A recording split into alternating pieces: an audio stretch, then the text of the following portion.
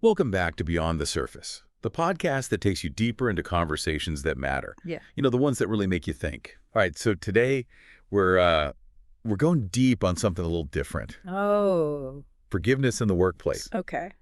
We all run Yeah. into conflict at work at some point, right? Disagreements, those little misunderstandings. Yeah, for sure. And this deep dive is going to kind of explore a different way to handle those things. Interesting. Today, we're going to do a deep dive that a lot of you have requested. It's all about forgiveness in the workplace. And I got to say, you shared a podcast episode with us about these two colleagues, Mark and Sarah, and it really got me thinking. Oh, yeah. Because their conflict felt so relatable. Yeah. It really did. Yeah, workplace disagreements, they're kind of unavoidable. It's bound to happen. Yeah. But, the thing about this story that I thought was interesting was how it shows how these clashes impact not just the people involved, Right. but the whole team. Right. Totally. And it starts with Mark. He's all about the data, He loves hitting those milestones and sticking to the plan. And then there's Sarah. She's the creative lead. She's always pushing boundaries and exploring new ideas. And you can imagine how these two would butt heads a little bit. Yeah, that tension between Yeah. structure and creativity. It's like a classic workplace dilemma. And a lot of times, it's not really about the actual work. It's more about communication and just different work styles. Exactly. And you really see in the story how that tension just builds and builds. Awkward meetings, missed deadlines. You almost don't want to keep listening. But then their manager, Lisa, steps in and does something completely unexpected. Instead of taking sides Right. or trying to force a solution, she just facilitates a conversation. You know what I like about Lisa's approach? It really recognizes the feelings involved in these conflicts. Like, by creating a safe space for Mark and Sarah to talk, it allows them to hear each other instead of just being defensive. I love that. And then she asks this amazing question. She's just like, what do you think the other person's intentions were? So simple, but it totally changes the whole dynamic. Totally. That question is so key because it encourages perspective taking, which is crucial for forgiveness. Mark and Sarah step back from their own frustrations and consider maybe the other person wasn't trying to sabotage the project or, undermine their ideas. And the craziest thing is it works.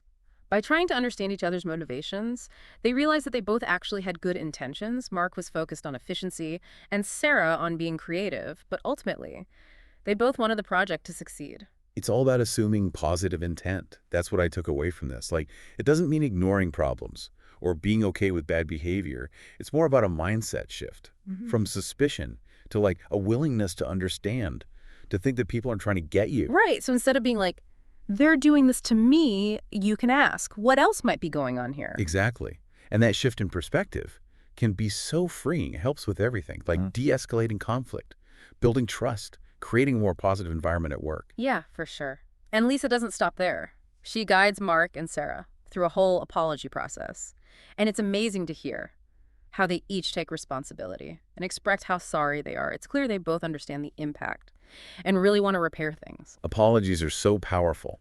When they're sincere, they show a willingness to take responsibility, which validates the other person's feelings and paves the way for trust to be rebuilt.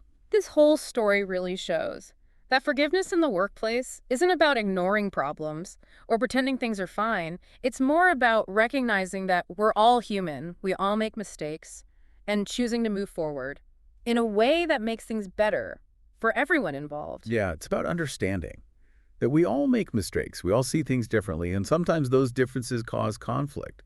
But how we choose to handle those conflicts makes all the difference. Assuming positive intent is a good starting point. But are there any other practical things we can do to foster a culture of forgiveness at work? How can we go beyond just understanding the concept and put it into practice in our daily lives? Well, that's where those tips from the podcast come in. They give some really tangible strategies for actually using forgiveness every day. Yeah, I know when I first saw the list, some of them seemed almost too simple, like pause before reacting. But the more I think about it, the more I realize how important that is. It's easy to forget how powerful a pause can be. When things get heated and emotions are running high, we tend to just react without thinking.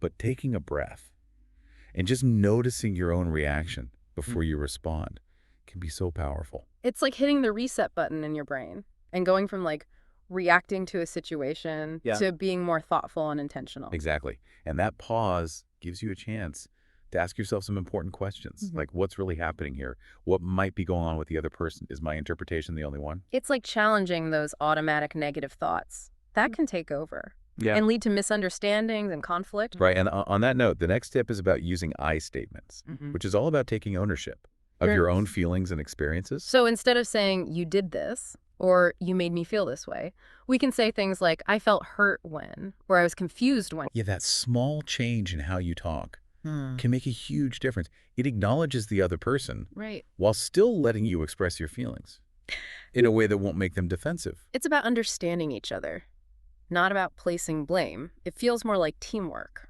and less like a fight. And that teamwork feeling is essential for the next tip, focusing on solutions, not on blame. This is where forgiveness helps you grow and change for the better. So instead of dwelling on the past or blaming each other, we can change the conversation to, okay, what can we learn from this? How can we move forward in a way that's good for everyone? Yeah, it's about turning a negative experience Yeah, into a chance to improve, both personally and as a team. I love that. It's like taking lemons and making lemonade. But how do we actually get to forgiveness? Like, it can be so hard to let go of resentment, especially when you've been hurt or wronged. Yeah, you're right. That's one of the hardest things about forgiveness, the emotional part. It's not just a decision. It often requires a real shift in your feelings. And that's where the next tip comes in. Be willing to forgive. It sounds simple, but it's probably the hardest step. It's not about saying what happened was okay Right. or pretending it didn't affect you. It's about choosing to let go of those feelings of anger and resentment that are only hurting you in the end. A lot of people see forgiveness as being kind to the other person, but it's also an act of self-care. Holding on to negative emotions can be toxic. It can impact your well-being, your relationships, even your physical health. So when you choose to forgive, you're not saying what happened was okay. You're saying, I'm not going to let this hurt me anymore. I'm choosing to move on. Exactly. And letting go can be really empowering. It frees up your energy so you can focus on positive things and creating a better work environment. Okay, so that brings us to the final tip, leading by example. This is where leadership matters so much. It's not enough to just talk about forgiveness. Leaders need to live it in everything they do. It's about creating a culture where it's okay to make mistakes, where admitting your mistakes is seen as a good thing, and where forgiveness is just normal. And I bet that creates a domino effect. When people see their leaders doing this, it gives them permission to do it too. Oh, yeah, totally. It makes people feel safe, which is so important for creativity, innovation, and taking risks. When people feel safe, they're more likely to speak up, share their ideas, and work together, even if they make a mistake along the way. It seems like forgiveness isn't just about resolving conflict. It's about creating a work culture that's more human, more resilient, and in the end, more successful. It's about remembering that we're all human.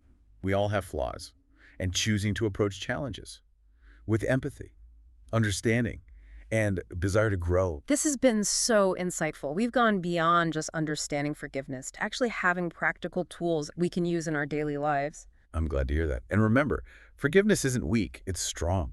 It's a choice to let go of negativity, to be empathetic, and to make work a better experience for yourself and everyone around you. It's about recognizing that we all have the power to choose forgiveness, not just in big conflicts, but in those small moments that happen every day and that shape our relationships with our coworkers.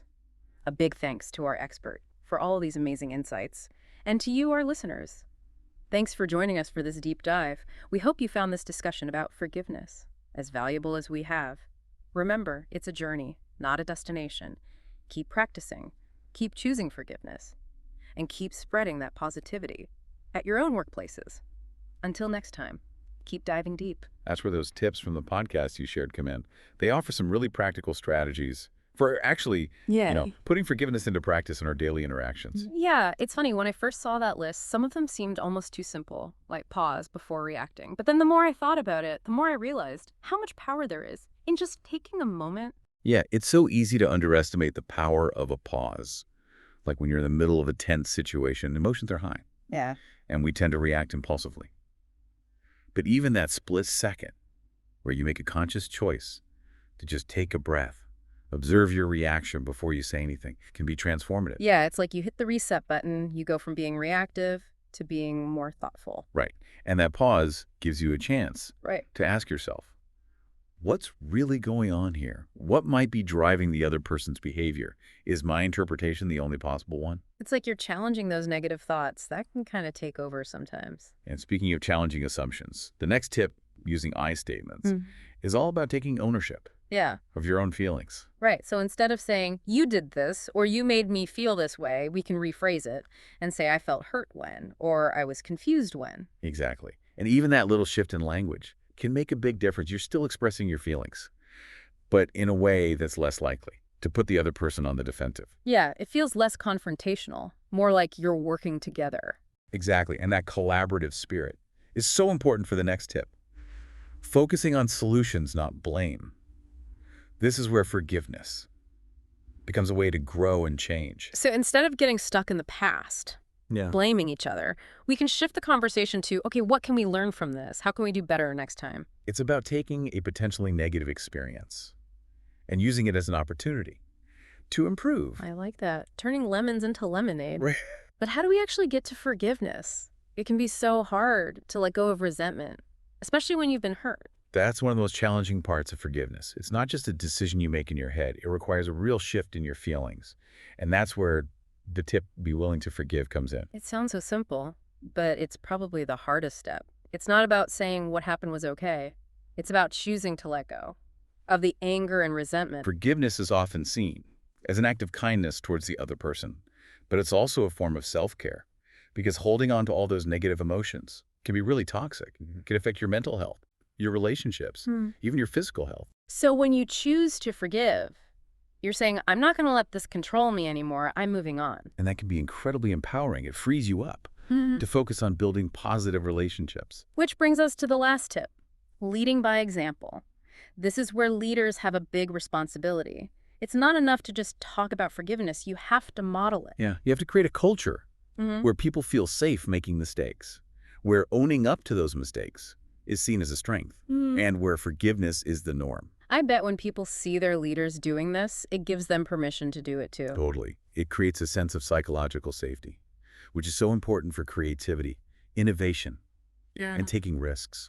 It sounds like forgiveness isn't just about resolving conflict. It's about creating a workplace culture that's more humane, more resilient, and ultimately more successful. Exactly. It's about recognizing our shared humanity, embracing our imperfections, and choosing to approach challenges with empathy and understanding. We've talked a lot about forgiveness in terms of conflict resolution, but is there a way to apply these principles, even when there isn't a big disagreement, like in everyday interactions?